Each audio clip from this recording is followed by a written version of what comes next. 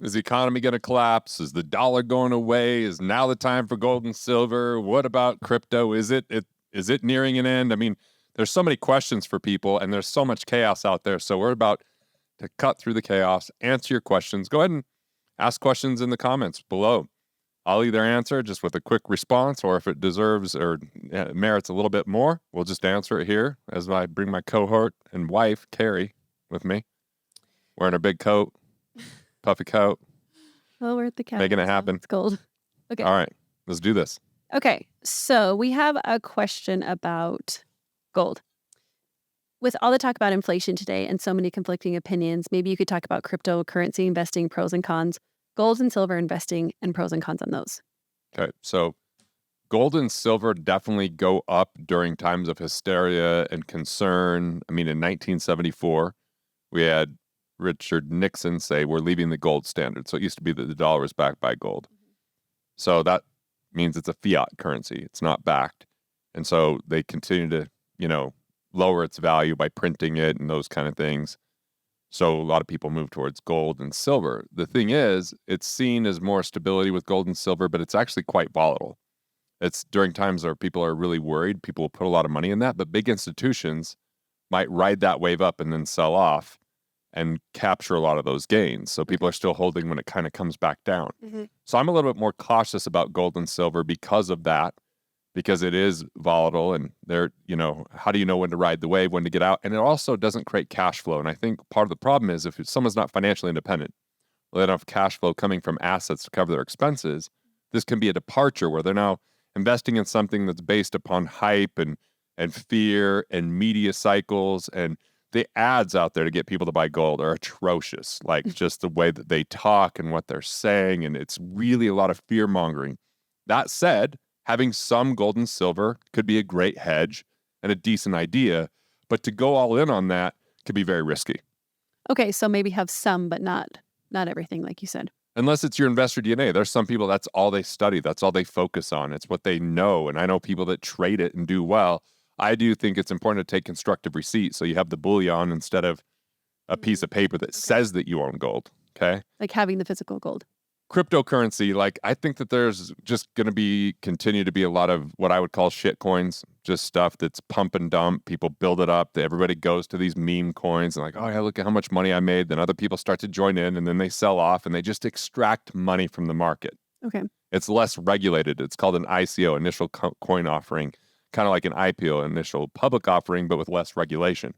So the same bad actors in Wall Street kind of moved a lot of this into the crypto world. Mm-hmm. I believe Bitcoin is here to stay. I think it could be a very volatile ride because it is a very new type of currency. Right. So maybe if people being have developed, right? Some extra money, same kind of thing. Maybe do a little bit. We put a little bit every single week into it, right? As a part of our portfolio.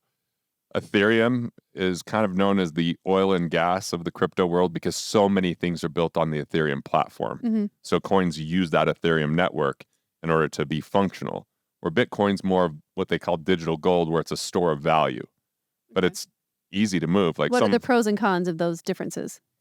Well, Bitcoin, it used to be, it was just recently where it was an anniversary of someone paid 10,000 Bitcoins for some Papa John pizzas.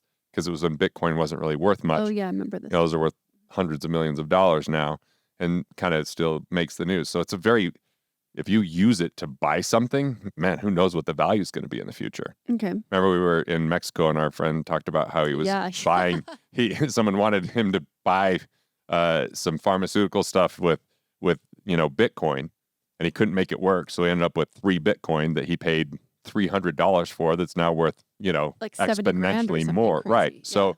So it's really volatile that way, but they continue to develop technology that allows that to be an easier transaction. Like there's someone trying to wire me money right now. It's a pain. They have to go into the bank. It doesn't post. It's really an annoying thing where I've moved Bitcoin in moments. Okay. So the pro is like the efficiency that you can transfer money. Right. And we could take a hard wallet and put it in our pocket and go somewhere. Okay, what are some of the other pros? Just the fact that it's kind of universal, decentralized. Right? So there isn't someone that owns Bitcoin that goes, we're going to make new policy or we're going to change. We're just going to print more of this. Right? Yeah. So that's deflationary, where over time there's a finite amount, like 22 million Bitcoin that will be out there, and that's it. And it's an open ledger, which means you don't know who the transaction is. But have you ever heard of Bitcoin mining? Yeah, but you can like see the transactions, You right? can see that, and then the mining is using these complex algorithms with computers to Mhm. verify those transactions. So where in a bank, you don't know what transactions are happening or how much money's out there. It's a closed database. Yeah, yeah. So the open ledger versus the closed ledger is one thing that it's So very that easy so to that gives move. it validity because you can see the transfers and make sure that they're real? Yeah, and because well, if they just print a bunch of money, we don't know about it, Right, that's what I'm or if saying. they're like, you just don't know what's So that's a big happening pro. there. Yeah, it's a big pro. Now, a lot of people are like, well, there's not enough regulation in Bitcoin. And that's usually a lot of government workers. Like, if regulation worked as well as they said, then why are we in another banking crisis? Right. 2008, 2009, massive trillions of dollars lost to a banking Well, it crisis. hasn't even been that long since then. And That's here what's we are in crazy. another one. So, like, regulation, unfortunately, is often to the benefit of the few, Yeah. but in the name of the many. And At the expense that's of the at the many. expense. Great. Yeah, well said. So I like that Bitcoin is decentralized, deflationary, but I don't like how volatile it is and how speculative it is. And that governments are talking about changing taxation with it or limiting it because they're talking about the amount of computing power it takes and the toll that has on the environment. But what we know is that is going to continue to get better and Sure. more efficient, Yeah, absolutely. right? So do you recommend that somebody has like let's say people have like some extra money that they have every month. Do you think they should have a little bit of gold, a little bit of crypto, like kind of like diversify that way? Is that what you're this saying? is my philosophy. Everybody should have at least 6 months in savings. It's so weird because as you read articles from financial Mhm. planners, they say 3 to 6 months at least. You can't say at least 3 to 6. Right. That doesn't make sense. Yeah. 6 is the minimum. Yeah. You want to get, it takes time and it could be really hard and taxing, but you want to get a couple of years. I keep most Yeah. of that in cash values for us Yeah. because it's safer than the banks. Yep. I For can insurance access it. It policies. gets it Mhm. gets some tax advantage. I do recommend paying yourself first, an automatic off the top, having some cash in a safe, gold and silver in a safe, Mhm. crypto wallet in a safe, and then after 3 months of that, money in cash value. I want less than a month's money in the bank right now. I don't, even if they're Yeah. like, oh, the FDIC will protect it. Well, guess what? The FDIC is going to get tapped out in this crisis. And then it's going to be on the government's back, which is in a debt ceiling crisis. Right. Like you said in your last talk, there's only been a couple banks that have been having trouble and they've already taken a significant percentage of that money. Yep. Okay. Okay. So the next person, I like this question because I think this applies to a lot of people who are just starting out, right? So this person says, I'm starting out. What is the top priority to do with my money? Pay off loans, invest, emergency fund? Can you explain how cash flow banking benefits me and my family and tips on how to use it? I am not a business owner. Can I still benefit from this information? All right. So that's a great question. Like you said, um, to determine whether you should invest or pay off loans, I'm going to teach a process called the cash flow index for investing and for loans. Okay. So the cash flow index is you take your loan balance and you divide it by the payment on that loan, each loan individually. If you have a car loan, a The mortgage, monthly a payment. student loan, the monthly payment is it spits out a number. If that number is less than 50, you have a cash hog on your hands. Requires a pretty big payment in relationship to the balance. If it's over 100, it's pretty efficient. You're not having to make a major payment related to how much you've borrowed. Okay. So the focus is only pay extra to one loan at a time, and that would be the one with the lowest cash flow index. It takes into consideration the interest rate, it takes into consideration the payment, but it doesn't isolate either, just one thing. It looks at the overall picture of what's going to help you improve your cash flow the most. And then once that's paid off, you're going to have more money to pay towards the next lowest cash flow index. Now, whether you should pay off a loan or whether you should invest comes down to what's your peace of mind.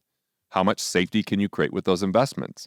What's your investor DNA and where are you going to invest and how can you mitigate or manage risk? But you could take how much are you going to invest?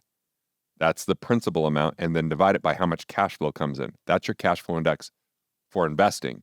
You want the opposite number that what you had in the cash flow index for loans.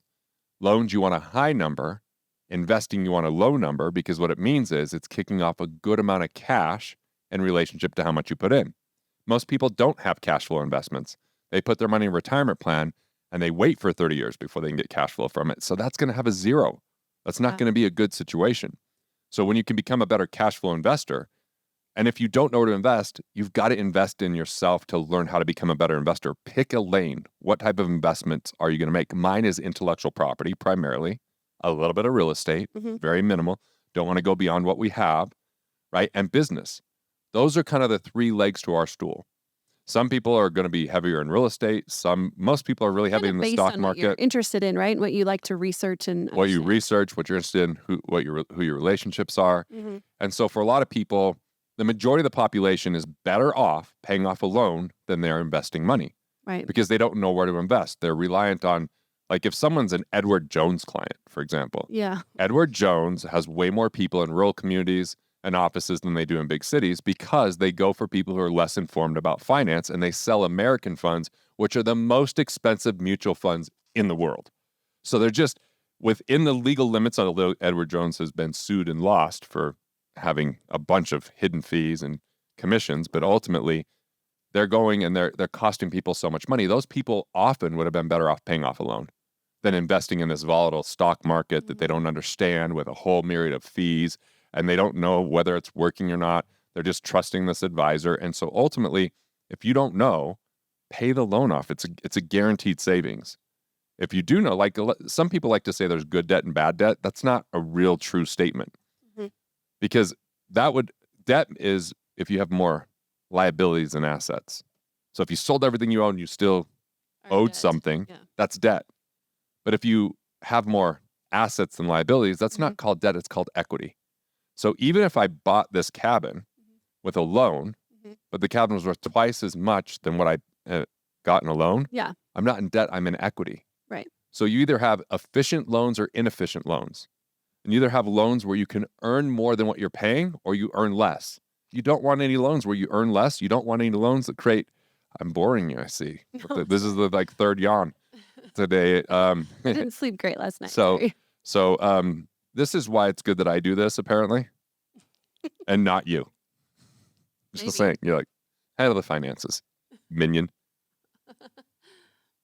But so you either have efficient or inefficient loans. You either are outproducing what you're paying, or you're losing. And if you don't know where to invest, you got to invest in your skill sets and probably pay off the loans to create peace of mind.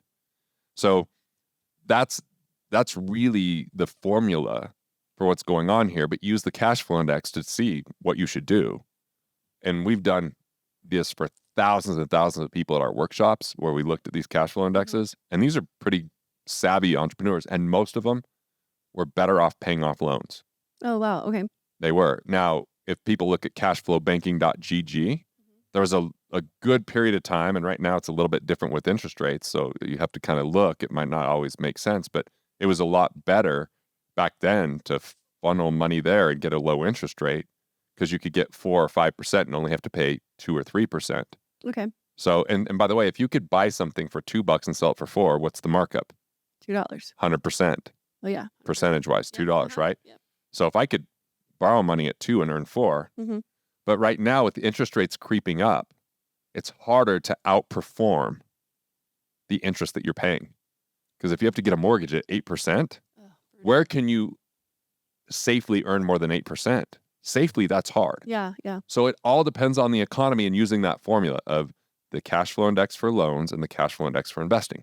Okay. And then they also said emergency fund. And you kind of talked about this in the video we just covered. You just said have at least 6 months set aside to cover all of your bases, right? So building up an emergency fund, is that the first thing they should do, or should they pay off their loans first? Well, I think there's a hybrid model there. Okay. You've got to have at least 3 months before you start allocating money towards pay things off, be more than what's owed. Yeah, I would think just the security of mind would just bring so much less stress. And I call it the peace of mind fund, not the emergency fund. Because when you have 6 months, you feel like, okay, we're okay. Think about it. When we have 6 months, you felt so much better than when we didn't. Yeah, sure. So you can be more productive. You have better rest, like apparently, unlike last night. So that peace of mind fund is important. But if you're running this red line where you're living paycheck to paycheck, and you're trying to pay off those loans, and then something does happen. Yeah, so stressful. Now you're going back into really high interest rate loans. So try to build up 3 months, then you can start paying those down. And then when that loan's paid off, you can start building up your 6 months. Yeah. So it's like a couple steps. Yeah, like you said, kind of a hybrid model. Okay. So here's another question from Earl. What is your process for identifying which projects and busyness to eliminate and which ones to keep? Well, I have a book coming out. I sound like I'm just going to pimp this book, and it's not even coming out till October. But there's a thing called the cycle of creation, and it's one of the chapters. It's the highest rated chapter in our advanced reader group. Okay. And inside of that is the idea optimizer. And so the idea optimizer has this code where there's 10 questions, and each of the questions you rank on a scale of 0 to 10. How aligned is this with my values, mission, and vision? How quickly can I create cash flow? How much cash flow can be created without my direct involvement? There's these questions, and if that ranks low, then maybe it's not an idea to move forward with. Okay. So that's one thing. And number two is I never want to have more than 5 objectives going on at a time, because if it's more than 5, then it's going to infringe on my health, on my family Well, you're time. just running so thin. Right. And your bandwidth gets destroyed. So having something like the idea optimizer, and within that cycle of creation, and there's some great tools at garrettgunderson.com/megakit that will help with some of that as well. Help them kind of figure out Mhm. if it's a project or a busyness. But in the cycle of creation, I'll go, what are the assets here that I've got with this idea? And I'll say, how quickly can I capitalize this? Who can help me? I go through and figure that out. Then I'm like, what are the liabilities? How much will this cost? How long will this take? What else would I have to say no to? And then I go, well, what resources do I have to help me capitalize the assets and address the liabilities? Yeah. And I go, how soon will this income be in? How consistent will the income be? Is it recurring income, or is it one time? Is there a partner? Is it economic? And then what are the expenses? Do I have to hire someone? Do I need to add new technology? And then I go, when will this be profitable? And by asking those questions and then running it through the idea optimizer, do I have bandwidth? Do I have the capital? Is it worth it or not? Then I know whether it's worth it or not. So that cycle of creation is absolutely the key for me in having my own set of questions and standards of what to do. Okay, so whether it's business ideas, or whether it's what's going to happen with the economy, or whether it's gold and silver, hopefully this gives you a few answers. And look, I've got other videos specifically talking about this right now that are really relevant. So check out the next video and go to cashflowbanking.gg if you want to figure out how you can kind of get out of the banking system and out of some of this concern and still build your liquidity like we talked about here. And ultimately, look for Money Unmasked when it comes out, because it's going to help you with the cycle of creation to profit from your ideas up front without having to borrow money and before even having to invest $1. Hey, thanks for watching. I appreciate it. And if you're enjoying these videos, well, there's good news. More where that came from. So go ahead and click through and watch the next video now.